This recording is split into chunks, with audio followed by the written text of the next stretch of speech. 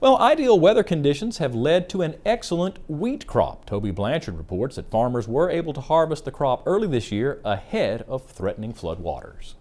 Many of Louisiana's wheat acres sit in the path of floodwaters. But farmers were able to harvest the state's wheat crop ahead of schedule this year. Because of the warm, dry spring, the crop matured early, which has been a big advantage for wheat growers.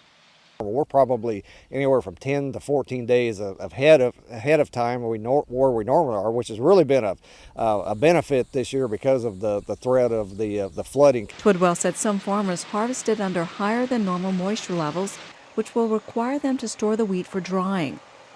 He said this is better than the alternative of waiting until moisture levels were just right. It's much better to go ahead and pay for the drying to get it dried down rather than have the flood waters completely ruin the crop. Harvesting early didn't affect yields. Twidwell says growers saw excellent yields, harvesting around 60 to 70 bushels per acre, with some farmers getting as much as 80 bushels. Last year, growers averaged around 55 bushels to the acre. Growers planted around 200,000 acres of wheat this year because of the promise of high prices.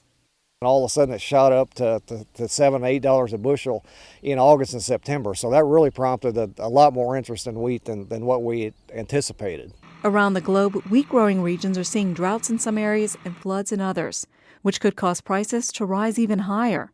Twidwell predicts that Louisiana could see more wheat acres planted in the fall.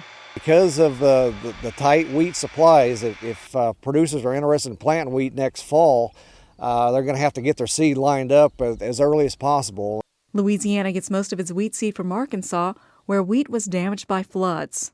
For This Week in Louisiana Agriculture, this is Tobie Blanchard with the LSU AgCenter. Now, LSU AgCenter cotton specialist Dr. Don Bouquet says he expected some farmers to plant cotton behind their wheat, but because of rising floodwaters, those acres may not get planted.